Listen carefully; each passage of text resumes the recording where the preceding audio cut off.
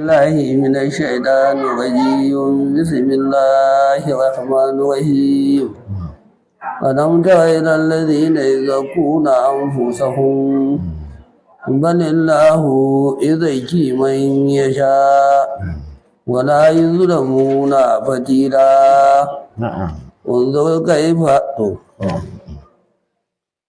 أعوذ بالله من الشيطان الرجيم بسم الله الرحمن الرحيم اللهم صل على سيدنا محمد الفاتح لما أغلق والخاتم لما سبق ناصر الحق بالحق والهادي إلى صراطك المستقيم وعلى آله حق قدره ومقداره العظيم سبحان ربك رب العزة عما يصفون وسلام على المرسلين والحمد لله رب العالمين. الحمد لله يومنا ranar litini wadda take matsayin 10 ga wannan wata na Ramadan, kuma hijirar manzon Allah 1446 wadda ta daidai da 10 ga watan 3 miladiya 2025, inda muke ci gaba da kwatanta fassara wannan littafi na Alƙur'ani a wannan masallaci mai albarka wanda yake a garin Kakumi bakin kasuwa a ma'abin azawiyar muta Khailawa, gida Alhaji Ishaqa, Allah ya saka masa da alkhairi. Kamar yadda shehi ya ce, alam tara ila allazina yuzakku anfusahum balillahu yuzakki man yasha wala yuzlamuna fatila. Ita wannan aya Allah subhanahu wa ta'ala ya yi magana a cikinta ne a kan Yahudawa. Shi ya sa ce alamtar ilal lazina, shin baka ga zuwa waɗanda yuzaku anfusahum suke tsarkake kansu ba, wa humul yahudi sune Yahudawa, haisu qalu, ta inda suke cewa nahanu abna'ullahi, mu ne 'ya'yan Allah, wa ahibba'uhu, kuma masoyan shi. Ai laysa al'amru bi tazkiyatihim anfusahum, bai kamata a ce suna tsarkake kansu ba. Balillahu yuzakki yudahhiru man yasha'u, bari Allah shi ke tsarkake wanda yake so, bil imani da imani, wala yuzlamuna yunqisuna min a'malihim fatila. Ai ba za a rage masu, ba za a tauye masu ko ya fatan nan ta dabino ba, a kadaru kishratin nawa, shine gwargwadon farar fata wadda take a jikin ƙwallon dabino. Allah subhanahu wata'ala nan yana ci gaba da gaya mana sharrin Yahudawa da irin maganganun da suke da irin ayyukan da suke yi. Yahudawa sun rika ɗaukan kansu, kamar yadda aka ji kaɗan a karatun jiya, sun fi kowa a duniya. Suna ce ma kansu sha'abullahil, ina jin mubaraka suke haɗewa da shi, sha'abullahil mubaraka, wai su ne jama'an Allah waɗanda suke mafi albarka. Har an ce sukan ce kamar yadda Allah ya ce mana, wa qalatil yahudu wan nasari nahnu abna'ullahi wa ahibba'u. Wai suna cewa saboda su kiristoci in ma sun faɗa dama ai asalin kiristocin 'ya'yan Yahudawa ne, sai aka samu wasu daga ciki suka bi annabi Isa na qala al-hawariyuna nahnu ansarullah. Ga ita wa qala Isa ibn Maryama ya bani Isra'ila inni rasulullahi ilaykum musaddiqan lima ma'akum, ma'ana inni rasulullahi, shi kan shi annabi Isa manzon Allah ne aka aiko cikin Yahudawa. Waɗanda suka bi shi a ciki sai aka ce masa nasara, kiristoci, wanda kuma suka ci gaba da ɗaukar shi a matsayin mara uba, su suka tsaya addinin Yahudanci. Yayi suna haɗuwa waɗannan su ce su ne 'ya'yan Allah kuma masoyan Allah. Har sai na Abdullahi bin Abbas ya ce wasu daga cikinsu sukan ce wai ai su iyayensu waɗanda duk suka rasu suna can wajen Allah suna share masa hanya, ma'ana suna nema masa ceto a wurin Allah, kuma sannan suna tsarkake su a wurin Allah. Wani kuma yake cewa wai su ma fa'alnahu min zambin sabahan gufira lana masa'an wa ma fa'alnahu masa'an gufira lana sabahan, wai duk zunubin da suka aikata da safi to sanda yamma za ta yi Allah zai yahe musu, kuma duk laifin da za su yi da yamma kamun gari ya waye Allah ya yafe musu. Duk yana cikin aqwal din nasu, maganganun da suke faɗa ga nan kamar yadda zamu ji a nan gaba. To shine Allah yake cewa to alam tara shin baka ga ilal ladzina yuzakku anfusahum, zuwa ga waɗanda suke tsarkake kansu ba, wa humul yahudu sune yahudawa, ta inda suke cewa su ƴaƴan Allah ne kuma masoyan Allah ne. Ai annabi yace lamarin ba haka yake ba, ai mai tafsiri yace lamarin ba haka ba yake ba, mutum ya tsarkake kanshi yace shi kaza. Shi yasa zaka ga Allah da kanshi ya ce mana wala tuzakku anfusakum, nahnu a'lamu ne nake ji ko bi manittaqi, kada ku rika tsarkake kanku, mu muka san wanda yafi kowa tsoron Allah. Shi yasa zaka ga annabi saboda tawabu na baya son tsarkake kai, ko suna ne ya je kama da na tsarkake kai sai ya ce a canza ma mutum. Akwai wadda ta zo aka ce sunanta Barra, ya ce a'a Barra fa mai bin Allah kenan ba wata matsala, ya ce kar ku rika tsarkake kanku, a canza wannan sunan ba laifi a ce mata Zainab. Har ma ya rika faɗa akan waɗanda za su zo masu yabo suna yabanka da abinda baka aikata shi ba, sun san kuma baka yi, amma saboda an shi kuɗinka sai a rika kirara ka da abinda baka yi. Ya tsawatar da haka, ya ce duk wanda ya zo muku yana irin wannan kuɗi ba ƙasa ku watsa mashi, ana ce mashi maddahun. Duk wanda suka zo suna muku irin wannan kuɗi ba ƙasa ku watsa mashi, wanda za su rika faɗin abin da mutum ba shi yake aikatawa ba. To amma ya ce, wani malamin ya ce a'a shi roƙo ba shi bane aibu, da yabo ba shi bane aibu. Abinda ba a so a roƙo ka faɗa abinda mutum bai yi ba, ko kuma ka kai mutum inda bai kai ba, to wannan shine abinda ba a so. Amma dan mutlaƙin roƙo kawai ka ce ma mutum kaza da kaza, sun ce idan a ce mutum na da wani hali na kirki ne aka yabe shi da shi, to wannan ba laifi bane. Shi yasa zaka ga wani hadisi na Abubakar, wani ya zo wajen Annabi ana ba da labarin shi, wani ya fankama shi sai Annabi ya ce to wannan ai ka yanke mashi baya, ka yanke mai baya, ka ja mashi abin nan. Shi sa da irin sai na Abubakar, idan mutum ya zo ya yabe su sai su ce mashi abinda kaza ce ni da shi, idan ba haka nake ba Allah ya bani, ya mai da ni haka. Idan kuma abinda ka faɗa haka yake, to Allah ya yahe mani. Idan kuma kai abinda ka faɗa ba haka yake ba, to kai Allah ya yahe maka. Kaga ya nuna cewa shi yabo ba haram bane, a abinda ba a so a ciki shine ya zanto cewa ana faɗin abinda mutum bai yi ba a kirara shi da shi. To addinin musulunci yana hani da wannan, baya son a rika faɗin haka.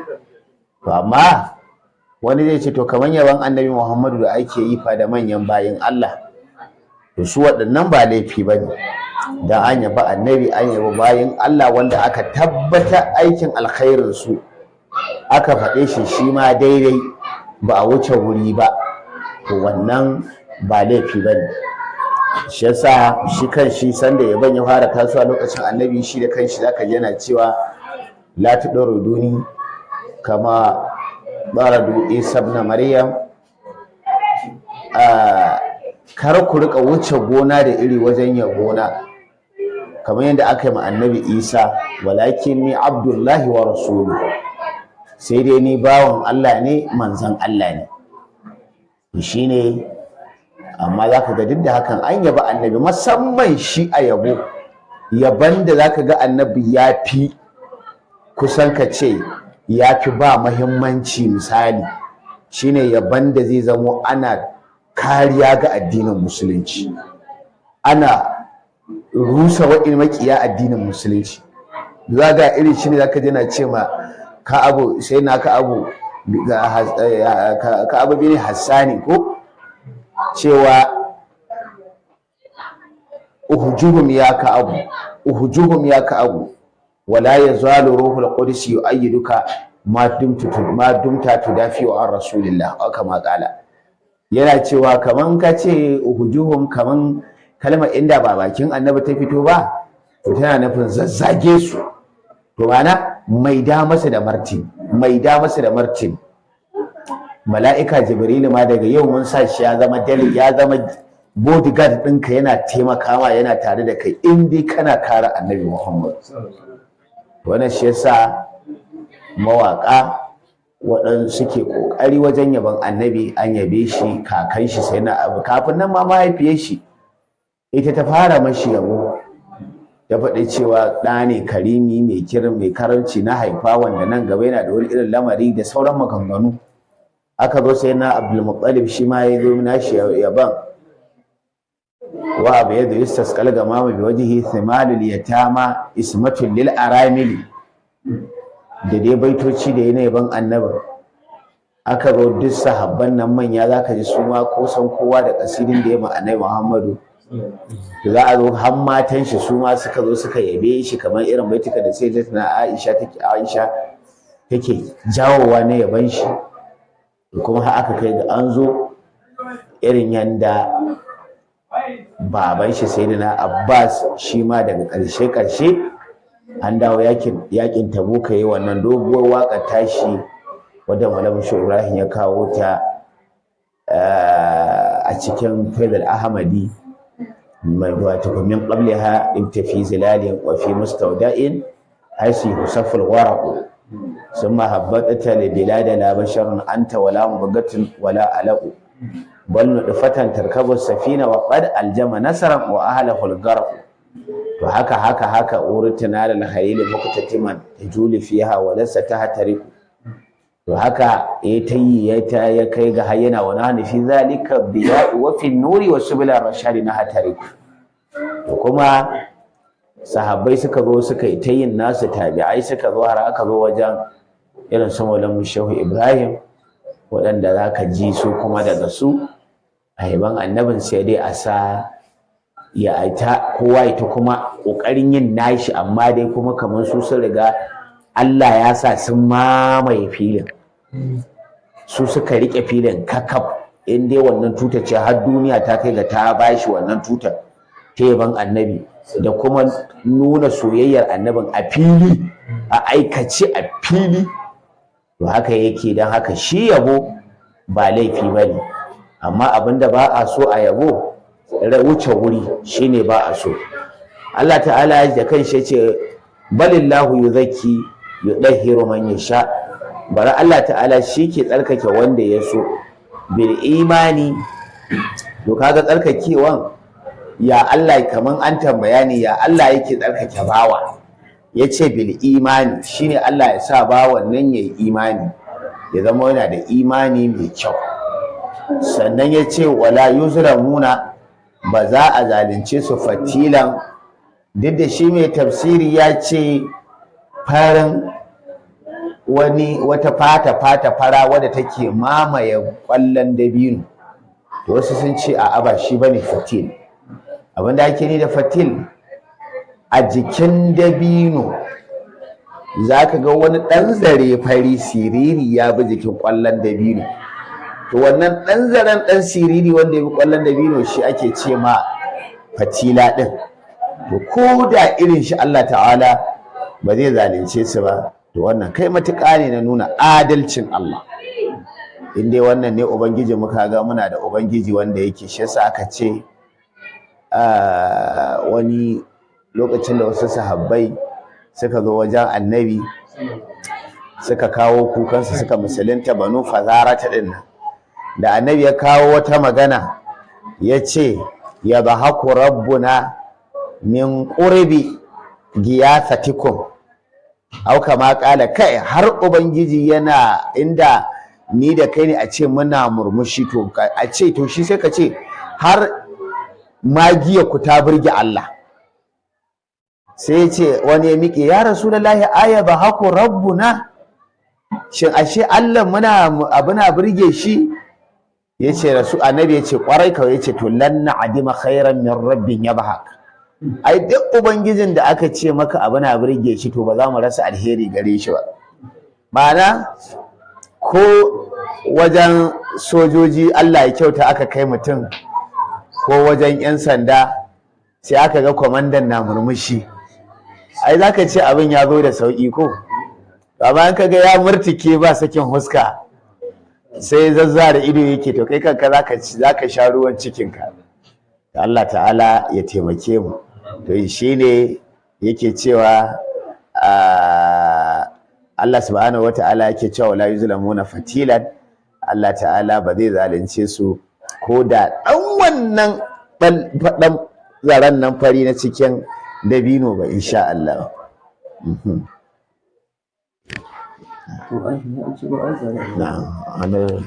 ولو كيف يمترون على الله الكذب وكفى به إثما مبينا. نعم.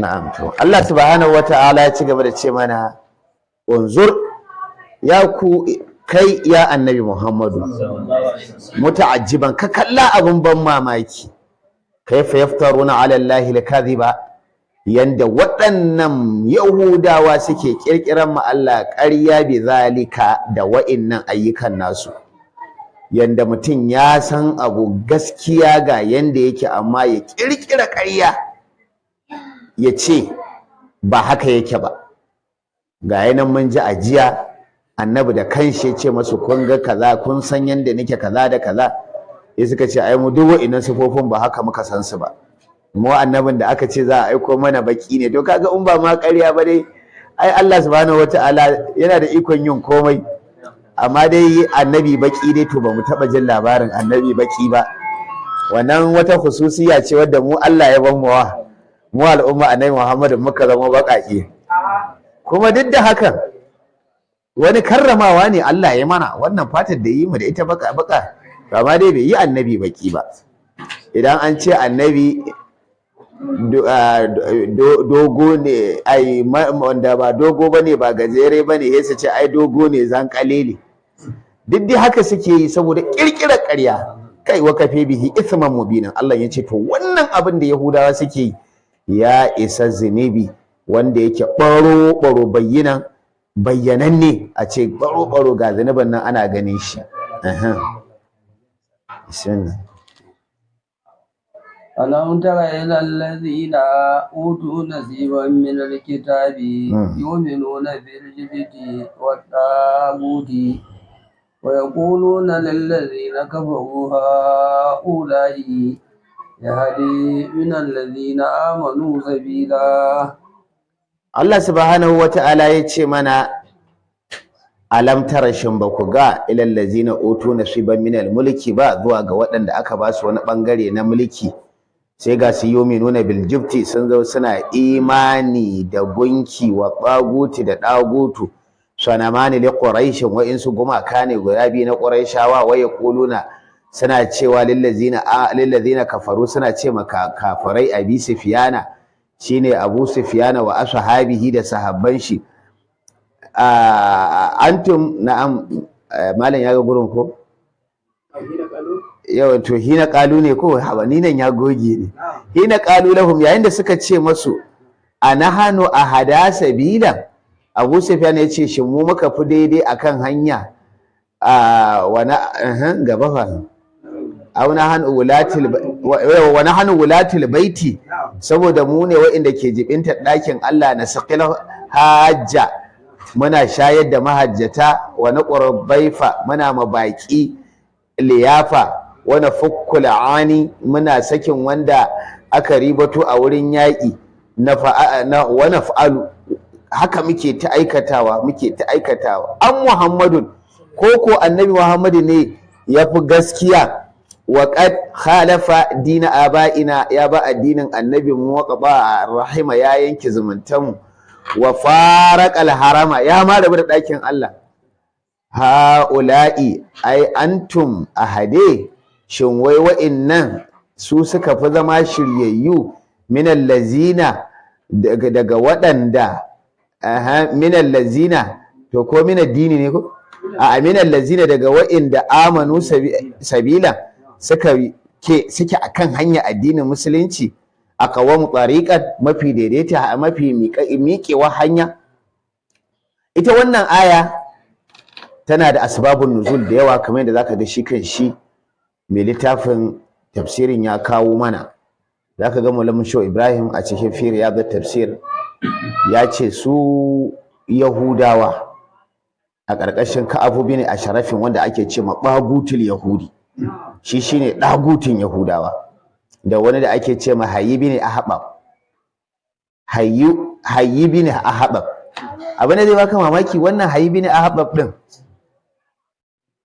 shine sirikin Annabi, baban Sayyidatina Zainab take ko wannan ba Yahudiya mata Annabi, wadda har mata suke dan wani bin a rika mata gwabo a rika wannan ba Yahudiya ce tai kaza, ai wannan abin na damunta.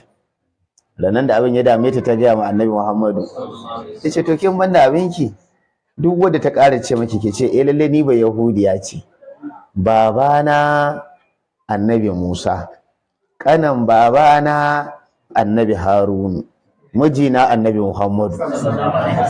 Sai ki faɗi masa haka. To daga ran da ta faɗa haka ba wanda ta ƙara mata gwabo. Daga ran da suka zo an tare ana ba Yahudiyan nan ce kawai ta faɗi wannan magana, shikenan sai aka ta kashe bakin kowa da kowa. To babanta ne. To lokacin da aka yi yaƙin Badar, saboda kan ai yaƙin Badar har Abdullahi bin Ubay bin Salul bai musulunta ba, shugaban munafikai, da wa'insu da yawa waɗanda suke a zagaye da Madina, kawai dai suna ganin lamarin Annabi ne wani kaman haka. To sai suka ga ƙarancin sahabbai mutum 313 sun dinkari gaggan jima-jiman kibɗan ƙatan kafirai su 1000, amma sun fata-fata da su. To da ma fata-fatan ce kaɗai, ka san da yawa da mutum Allah kyauta zai riƙe bindiga, zai iya riƙe ta yi mutane da yawa ya ta ta kashewa. To wannan ba ita bace gwaninta. Babban gwaninta ka kama da hannu, shine ka nuna kai namiji ne, ka kama mutum da hannu ka murɗe ka kwace makami. To sai ga ƙato wajen 70 an kama an murɗe an ɗaure, sannan ga wajen 70 manyan 70 ɗin wa manyan fa ake nihi, wai ba wai wa'inda aka ci a wurin yaƙin ɗin ba, manya wa'inda da an cewa ne a Madina a Makka kai za a jinjina, an kama 70, ai an kashe 70 kuma an kama 70. To wani abin sai ya rikita duk wani wanda ke zagaye da Madina. Ai aka zo aka ta imani da Annabi har su Abdullahi bin Ubay din.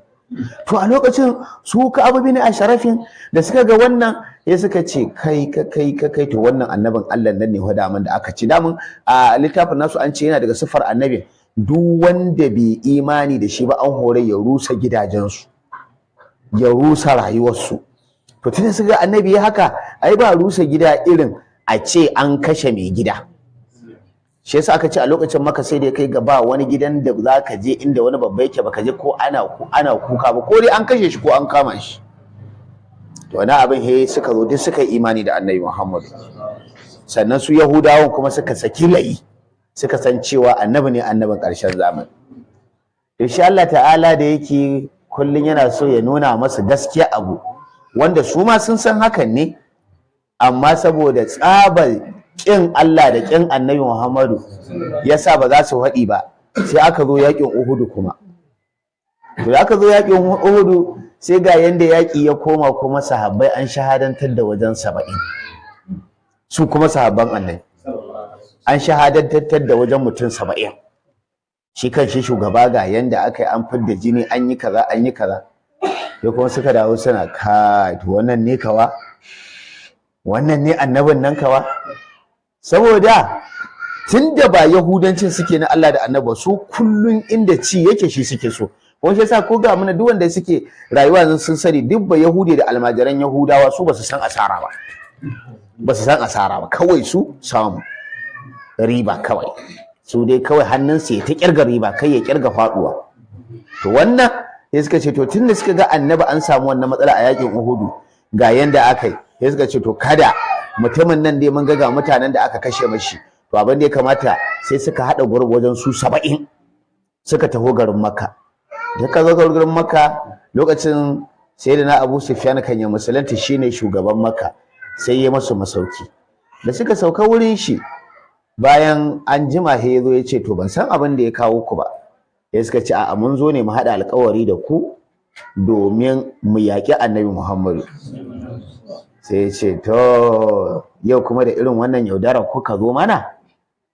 Ya suka ce kamar ya zaka ce yaudara? Ya ce kuna cewa ku masu littattafai ne an saukar muku da littafi, shi ma yana cewa an saukar mai da littafi, ba kun yi mu kusanci da shi ba? Amma ku zo ku ce wai mu kuma da kuke ce mana muna bautar gumaka mu jahilai, ku zo ku ce za ku haɗa kai da mu? To mu ba mu yarda da wannan ba. Suka rantse masa da gaske, sai ya ce to inda gaske kuke ku zo mu je ga gumakanmu nan ku je ku yi masa sujada mu gani. Ka san Allah tun da aka yi duniya, tun daga annabi Adamu, Allah bai taɓa yin lokacin da ya yi umarni da a aikata saƙo ba, musamman shirka. Allah inna Allah la yamuru bil fahsha'i, Allah bai taɓa umarni da a yi shirka ba, inna shirka la zulmun azim. To amma yau he gashi saboda kin Allah da kin annabi Muhammad sun je sun yi magumaka sujada. To da suka yi wannan sujada sai suka ce to mun ga daya. Sai suka ce to kuma yanda za a yi, ko ba mu mutum 30 daga cikin ku, za mu fidda mutum 30 daga cikin mu, kowa ya yanka jikin shi da jini ya fito, mu haɗa jinanan mu nuna da gaske miki. Yana dai zaka ga yan kungiyoyin asiri wani bin suna yi, suka yi wannan. To da aka gama wannan shikenan sai aka zo kaman za a yi ban kwana. To shine Abu Sufyan ya mashi wannan tambaya wadda mai tafsiri ya kawo mana. Ya fara da cewa wa nazala fi Ka'ab bin Ashrafin, wannan aya ta sauka ne a wajen Ka'ab bin Ashraf, wanda wannan shine wanda ya kai ga sai da annabi ya ce kawai ina son a samu wanda zai yanka man shi. Da kanshi annabi ya ce a nemo man mai yanka shi. Aka samu wasu mutanen Madina suka sha Rasulullah mu za mu yanko shi. Aka kausa kai suka yanko kanshi. Wani hawihi da makamancin shi min ulama yahudi, daga malaman Yahudawa. Karkadi mu Makkata sun zo garin Makka wa shahadu qatala Badarin, suka ga abin da aka yi a wajen yakin Badar. Wa harradul mushrikina alal akhadhi bi sa'arihim, sai suka dage suka zo suna nema su ziga mushrikai mutanen Makka akan su dauki fansa wa maharabatin nabi, kuma su yaki annabi Muhammadu sallallahu alaihi wasallam. Allah ya ce to shin baka ga waɗannan ba waɗanda mun ba su wani, in ba manta ba ko ajiya mun ji idan Allah ya ce masu utu nasiban minal kitabi, to kaman zagi ne wai waɗanda muka dan ba wani ilimi na littafi, saboda Allah bai yarda su malamai bane, kawai dan wani ilimi gare su. To kaga kawai mai dan ilimi me zai yi da masu ilimi cikakku? To shine nan ma Allah ya ƙara faɗin wannan kalmar cewa utu nasiban minal kitabi, wa'inda muka ba dan wani ilimi na littafi. Sai ga su kuma yuminuna bil jibti wa tagut, suna imani da jibti da tagut. Malamai sun yi maganganu me jibti me tagut. Wasu suka ce jibtu kaman, ina jin sayyidina Umar ne yace kaman boka ana ce mai jibtu, saboda su ba larabci bane ainihin jibt. Bokayen ƙasa Habasha kusan su ake ce ma jibt. To shine saboda shi daman Qur'ani ya faɗaɗa, ya nuna littafi ne na duniya, kusan kowane yare zaka iya samun shi. Mafi yawan yarurruka musamman inda suke muƙarana, suke kusanci da ita garin da Larabawan, ana sassan yaran su a ciki. To shi jibtu shine kaman boka. Shi kuma ɗagutu shine kaman wasu kuma suka ce a jibt shine sassaƙaƙƙen gunkin. Shi kuma ɗagut to wani iko na Allah, idan gunki ya kai matsayin gunki ya cika gunki, to sai a samu wani shedanin aljani sai ya zo jikin gunkin ya tsaya. sai ka da ka zo kana magana in inda take buƙatar ansawa ne wannan aljanin shi zai ansa maka wannan magana taka. To wannan aljanin shi ake ce ma ɓagot.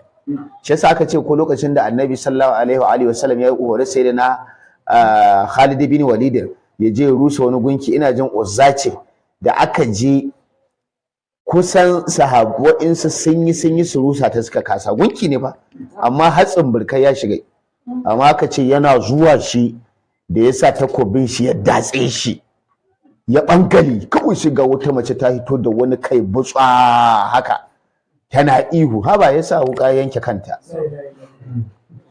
To duk haka gumakan suka zama, saboda tun ana yin abin kaman wasa har ya kai ga shedanu sun shiga ciki domin ƙara dilmiyar da mutane. To suka ce at-tagut shine aljanin da ke shiga jikin gunki. To amma dai kawai dai malamai suka ce kawai kadan ko in an ce tagut kawai duk wani a wanda ake bauta ma wa ba Allah ba, duk wani abu wanda ake bauta ma ba Allah ba sunan shi tagut. Shi yasa shi kan shi ka abu ne a sharaf din nan ake ce mashi tagutul yahud, shine tagutin yahudawa, saboda shi ke jan akalansu ya juya su ya abin da yake so da su da sauransu. To amma dai sai dai dole mun rika kula, mai faɗin la ilaha illallah wanda ka yarda da imanin shi to bai kamata ka jefai da wannan kalmar ta dagutu ba. Ko da misali kana gani yana da wasu kurakurai ko yana da wasu matsaloli, wani ikon Allah da Allah ya jarabe mu, daman annabi ya faɗa mana a hadisi ingantacce cewa shi ba abu mai shu'umi irin laifi, irin zunubi shu'umi ne. Ka gani ana yi ka goyi baya kai laifi, ka zagi mai yi Allah ya jarabe ka. To sai kaga mafi yawa da an ce an kama zagin mai kaza ko na sai kaga tsundum wata ne baka sani ba kai ma ka tsinci kanka a cikin wannan laifin. Allah tsare mu. To da haka dukkan mu ba tsarkakakku, ko da wani na da wani matsayi ko wani abu ana ganin wato bai kamata mu rika jihon su musamman waɗanda Allah ya ga dama ya ba shugabanci da wannan kalmar ta dagutu ba, ko da fa a wurin mu su masu laifi ne. Da yawa akwai mutumin da zai iya samun mulki, kuna ganin shi ku ba mutumin kirki bane, amma wallahi wasunku ya fi su a wajen Allah. Ayi hakuri, za a ji na shiga wani wuri. Abu biyu ya kawo ni wannan. Na farko sai ga shi mun yi bakon wani rabu da ya zo mana wanda muke ta fata Allah ya azarta mana shi wata ran su zama cikin masu kula da lamuran mu. Allah ya tabbatar mana haka, in dai haka zai zama na alkhairi a rayuwar mu ta duniya da ta lahira. Muna fata Allah ya tabbatar da haka. To na biyu kuma wannan kalmar ta dagutu, yanzu ka kalli wani abu da zai baka mamaki. Lokacin da Najeriya aka yi juya halin siyasa, ba jam'iyyar da ake gani kaman arniyar jam'iyya irin kusan jam'iyyar PDP a wannan lokacin. A ganin da ake mata kaman cewa jam'iyya ce wadda take ba ta da kaza ga zalunci, in ma zalunci aka yi a ce ma mutum ai yayi mana PDP ko ko PDP za ka yi mana, haka abin ya koma. Amma ƙarshen rayuwa sai gashi sun haifi wani ɗan ɗa wanda ko a ina a duniya za ka iya nuna wannan ɗan ka ce ɗa ne na kirki. Misali Malam Umaru Musa, duk duniya za ka ɗaga Umaru Musa ka ce ɗa ne na kirki. Kuma abinda zai fi baka mamaki ƙarshen shi, ai an ce almar'u bi husnil khawatim, ƙarshen cikawa ita ce mutum, ƙarshen rayuwar shi. Sai ga Umaru Musa ya bar duniya ittifaqan kwata-kwata gida ƙwaya biyu ya bari, ba wanda ya iya kawo gidan shi na uku, wanda ya gwamnan Katsina shekara 8. Ka san ka yau ba gwamna ba ko ɗan majalisa mutum yayi, in ba a dace ba kaga wawura. To amma shi ya gwamna shekara 8, kuma wani abu da Allah ya yi mai wanda su kansu sun yadda, suka ce idan ya same ka kai mai sata to sai ce Allah ya isa, kawai sai ya rufe ka. Kuma wallahi sun ce mafi yawan duk wanda ya ma Allah ya isa nan sai da duniya ta nuna su, ba su ci gaba a siyasa ba. To he gashi ya zo ya gama mulki, ba a bashi ba a ga wani abu da ya tara ba. To abin da ƙarshe wanda zai dan dauke ni kawai, wani labari da wani babban mutum ya bani wanda yake da alaka da shi, yana ya ce min suna zama sosai da shi, saboda in dai dan kakumi ne wanda kenan musamman wanda kamar su malam masu shekaru sun san Umaru Musa ba bakon mu bane nan saboda lokacin an dai san inda aka haife shi nan Daudawa to ya mai da nan hanyar shi ne kuma lokacin shi ke kula da gonar Daudawa yace abin da yafi bada mamaki wata rana a cikin iyalansa akwai wadda ta matsa mai din an magana ta kama faɗa to kai me ka tanadan mana in mun sauka kawai kaza da kaza kaga yanda abin nan hake zama yana ta damun shi a dage a samu wani abu wanda za a mallaka ya ce mata karki damu ne mana babban tanadi ta ce to alhamdulillah hankalinta ya kwanta ya ce to ki bari ran da muka koma Katsina zan nuna maki irin tanadin da nema nan yana Abuja ya zo Katsina ziyara sai tsakar dare yanda wannan ke ban labari kamar karfe 1 na dare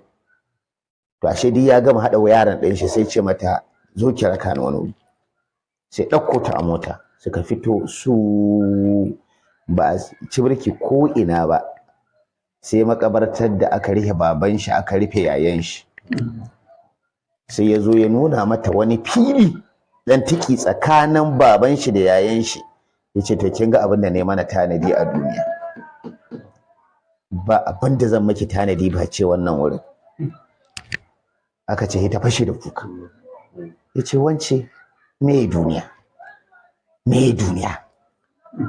duniyan nan gabaki ɗaya aka ce kama mata faɗa tana kuka da kuma gashi an gani aikace wama ni ka san ni da kai shi har mata ba yana sha amma kuma yau ba wai ayi hakuri inda zaka samu wanda zaka ɗauka yafi kowa ustazanci ko ka ɗauka ka har ma wani babban shehi ne ma ko kuna ɗaukan shi wani khirritin ɗariƙati to ba za ka gane waye shi ba sai ka dunguna mashi wasu miliyoyi shehi ku ya haƙuri ba nan wannan nake nuna ba sai ka dunguna mai miliyoyi sannan ka gani WW3 nan ta bature ko in ka ga ya tsallake wannan W din ka ce shi amma shi gashi wanda ake gani dan boko zunzurutu yayi abin da yawa wanda kila a zaure suke ko a wani wuri ba za su iya yi ba shi yasa da mun annabi sallallahu alaihi wa sallam ya faɗi wata kalma mai kyau wani hadisi wanda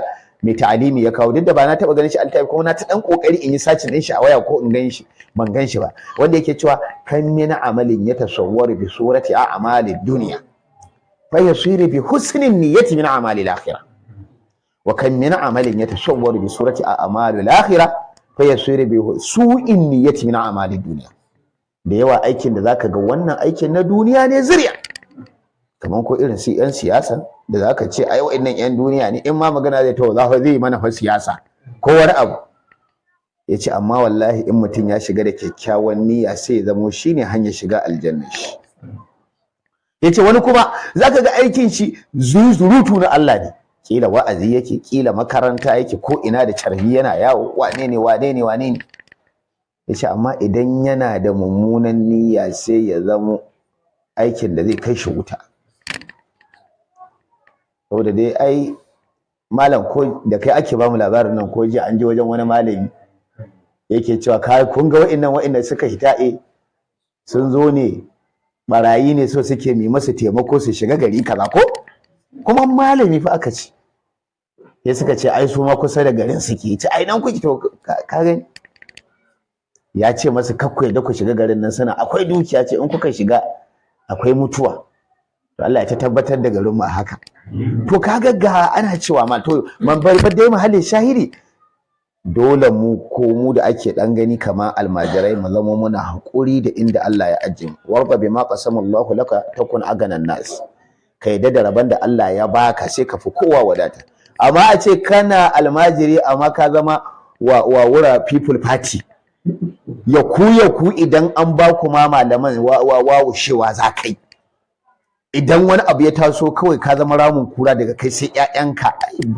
ba halin annabi Muhammadu bane ba halin annabi bane shi yasa zaka ga ko a tsarin sahabban annabi dan uwan nashi sai kusan ya zo a ƙarshe a hikimar Allah wannan dai hikima ce wanda in mutum na lura yau to da a ce yau daga annabi na rasuwa an ka kaddara shi aka ce sai da na Ali to ai shikenan ya zama gida ya zama gado shi kawai addinin musulunci shi yasa Allah ta'ala bai rike ɗa ba shi kanshi bai da ɗa balle wata ku ce dan Allah ne kaza da kaza, to balle to wannan saboda ya kamata malaman mu ko in ce da mu almajirai mu ta kula don Allah da inda abu ya taso mu ta taimaka ma juna domin gudun fadawa irin labin wa'innan Yahudawa. Sai gashi kun ga dai saboda kin Allah da kin Annabi sun zo sun magunki sujada. To shikenan bayan sun gama gunki sujada sai ya tambaye su, yace to da Allah kamar yadda nan gaba zai zo ko bari in yazo na gaban saboda cinye lokacin da kuma muke ta yi a wani wurin. Yace wa yaqulu lil ladina kafaru, sai waɗannan malaman na Yahudawan suna ce makafarai, Abi Sufyanin shine Abu Sufyan kan ya musulunta wa ashabihi da sahabbansa. Aha, na malam ya dan shafe mai aka ce gurin nan. Yawa hina qalu lahum, yayin da suka ce masu anahanu ahade sabila, shin mu muka zama akan daidai, mu muke kan hanyar daidai, wa nahanu wulatul baiti, mu dai muke kula da ɗakin Allah. To wannan kalmar da take rikita kafiran da sun ma annabi wai dagawa da annabi ya magana hisirka mai goma da cewa to ɗakin Allah aina tare da mu ke mai hidima muke kaza. To wai shin ɗakin Allah shine muradi ko bawan Allah ne muradi? Ai babban muradi a lamarin Allah bawan Allah shi aka fi muradi akan ɗakin Allah. Shi yasa gashi zaka ji hadisi ya tabbatar da cewa da ka kashe musulmi guda ɗaya gwamma ka rushe ɗakin Allah kaza. Wani hadisi na kamar akwai hadisin da ke magana irin wannan, sai ka ga musulmi matsayin shi a wurin Allah ya fi ɗakin Allah, saboda ai ɗakin Allah ba shi bane haƙiƙanin inda Allah yake. An ce kakkai ta ɗan uwa na ko ba filatini ya je ya kalli ɗakin Allah, ce oh ganna nan shiki saboda shi a tunanin shi oga Allah a nan ciki yake. To su a lokacin haka suke gani, wasu mu da muke kula da ɗakin Allah a ce mu muka annabi shi ga kamar da nan gaba zai faɗa, wani su kilo hajj muke ba alhazawa ruwan da za su sha.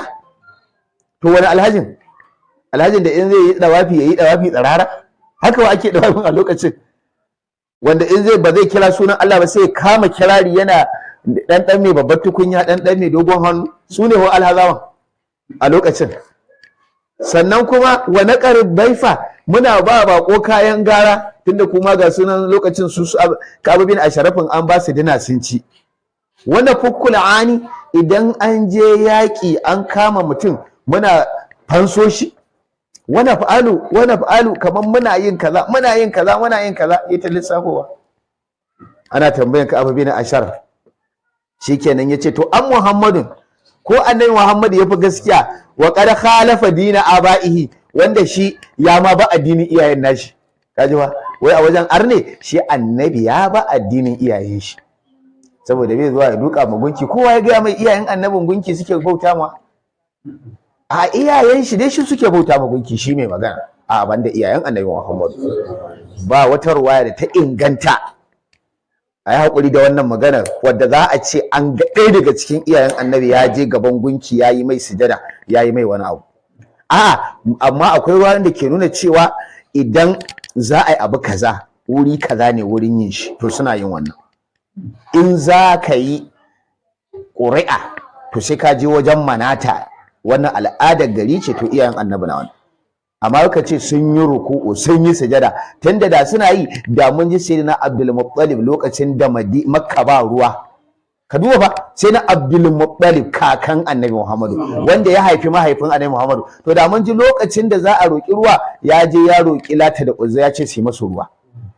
Amma a irin wannan lokaci mai duhu a wurin, saboda ba manzo mursali, ko kuma annabin lokacin na ƙarami ya roƙi ruwa da tsanantuwa da annabi Muhammadu, to ya gano annabi Muhammadu har ya roƙe shi. Ba wai sai kaga wani Allah ta'ala ya hore mai ba abin da yake so irin da an kama magana irin su diya ce wai yan wuta ne, a'udhu billahi. Haka ne ji wanda ya ƙara faɗi, saboda wata waƙiya da ta kama wata take tsakanin wa'insu manyan malamai namu na addini. wai sai suna ƙara jaddada cewa su fa iyayen annabi na wuri kaza uzu billahi. To ka rasa ribar da mutum zai ci. Allah ya raba mu. Shi yasa dai Shehu Sharif Sale yayi wata magana mai fa'ida.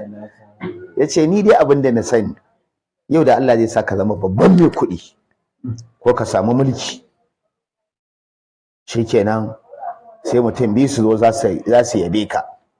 Wannan sai ya zo ya rika cewa na gaishe ka dan manyan mutane dan asali, babanka mun tabbatar yana aljanna, kai a aljanna ma shi zai rika bada, kai har ma da kila ƙarya ya rika yi, babanka shi zai rika raba ruwa a aljanna da a tafkin annabi Muhammad kaza da kaza da kaza, ya ta yabanka. Yana gama wani ya taso, yallaɓai na gaishe ka, wanda yake na san yanzu babanka na can ƙarƙashin wutar jahannama yana ƙonewa, mala'iku na dukan shi yana ihu yana kaza. Dan Allah dan annabawa za ka yi kyauta. Ka gani?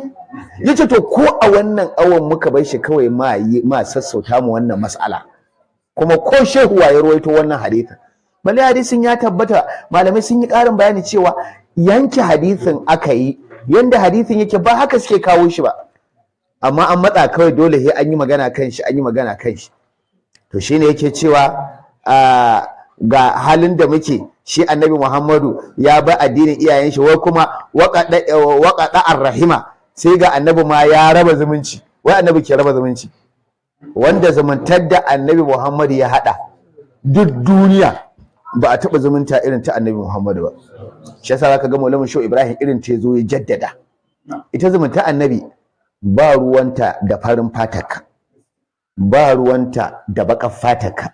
Shi yasa zaka ji yana cewa la khaira li arabiyyin ala ajamiyyin wala aswada ala wala abyada ala aswada walakin bi taqwallah au kama qala. Mu a addinin mu ba ruwanmu da farin fatarka, ba ruwanmu da baƙar fatarka.